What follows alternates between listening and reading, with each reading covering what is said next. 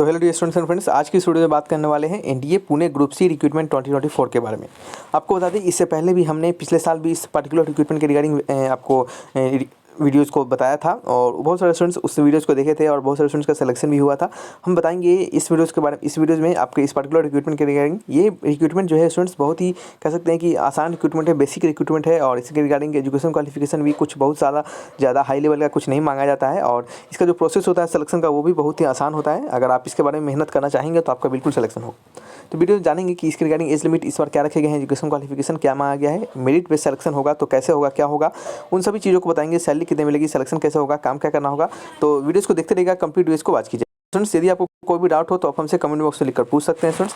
और वीडियो अच्छा लगे, इन्फॉर्मेटिव लगे तो वीडियोज़ को लाइक एंड सब्सक्राइब जरूर कीजिएगा, दोस्तों में भी शेयर कीजिएगा।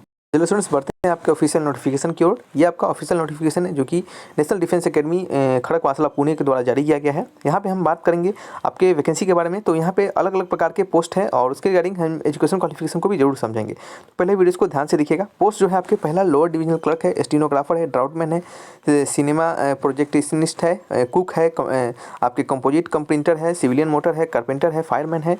और इसी प्रकार से आप देखेंगे तो बहुत सारे आपको लगभग 14 पोस्ट यहाँ पे देखने को मिलेंगे। ठीक है, टोटल आपके सभी पोस्ट के रिगार्डिंग आपका नंबर ऑफ पोस्ट भी दिए गए हैं और सभी पोस्ट के रिगार्डिंग आपका कैटेगरी वाइज वैकेंसी भी दर्शाए गए हैं। ठीक है, जो कि आप यहाँ पे चेक कर सकते हैं स्टूडेंट्स।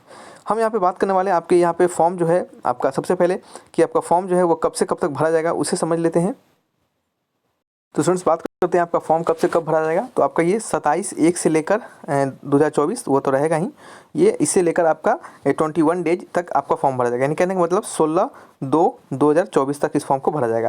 यानी कहने का मतलब इसका जो नोटिफिकेशन निकाला गया था एडवर्टीजमेंट वो 27/1/2024 को निकाला गया था और उसके बाद अगर हम 21 दिन जोड़ेंगे तो आपका यहाँ पे 16/2/2024 निकलेगा। उस डेट तक इस फॉर्म को भरा जाएगा। यहाँ पे अगर देखेंगे तो आपको समझ में आ जाएगा, ऑनलाइन एप्लीकेशन के 21 दिन तक इस फॉर्म को भरा जाएगा।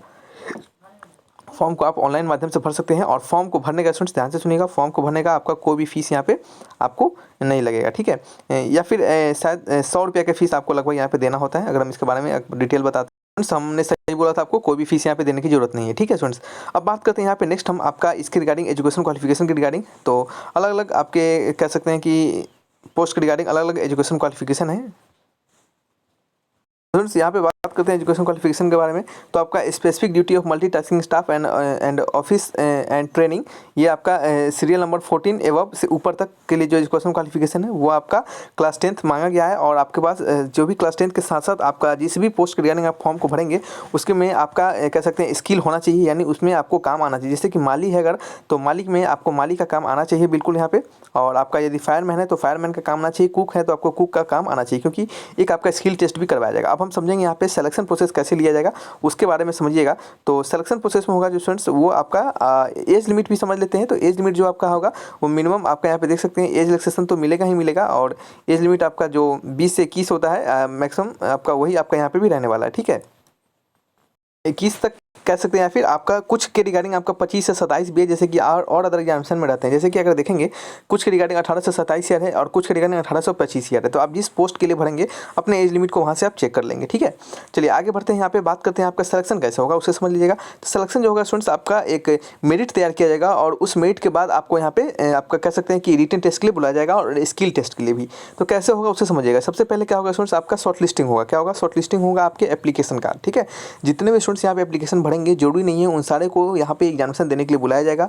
उन सारे एप्लीकेशन में से जैसे मान लेते हैं 10 एप्लीकेशन होगा, उन 10 एप्लीकेशन में से अगर 5 एप्लीकेशन को क्या किया जाएगा, शॉर्ट लिस्ट किया जाएगा। उस 5 एप्लीकेशन को किस आधार पर शॉर्ट लिस्ट किया जाएगा, तो जिनका ज़्यादा मार्क्स रहेगा आपके क्वालिफिकेशन में उसके आधार पर आपका शॉर्ट लिस्ट किया जाएगा। और यहाँ पे शायद हायर क्वालिफिकेशन को भी चेक किया जाता है, या फिर आपके सिंपली जो आपके फॉर्म में आपको वहाँ पे मांगा जाएगा आपको फॉर्म भरते समय, और मिनिमम एजुकेशन क्वालिफिकेशन जो रहेगा जिस पोस्ट के लिए उस पोस्ट में अगर मान लेते हैं minimum education qualification class 10th है, तो क्लास 10th में आपका कितना मार्क्स आया है उसके आधार पे क्या होगा आपका एप्लीकेशन का शॉर्ट लिस्टिंग किया जाएगा। यदि आपका एप्लीकेशन का शॉर्ट लिस्टिंग हो जाता है उसके बाद क्या होगा आपका, तो उसके बाद आपको वहाँ पे बुलाया जाएगा, कहाँ पे, खड़गवासला पुणे में, और वहीं पे जाके आपको एग्जामिनेशन देना होगा। वहाँ पे किस प्रकार की एग्जामिनेशन लिया जाएगा, एक रिटन टेस्ट लिया जाएगा और स्किल टेस्ट भी लिया जा सकता है। कैसे क्या होगा उसे हम समझते हैं एक बार ध्यान से।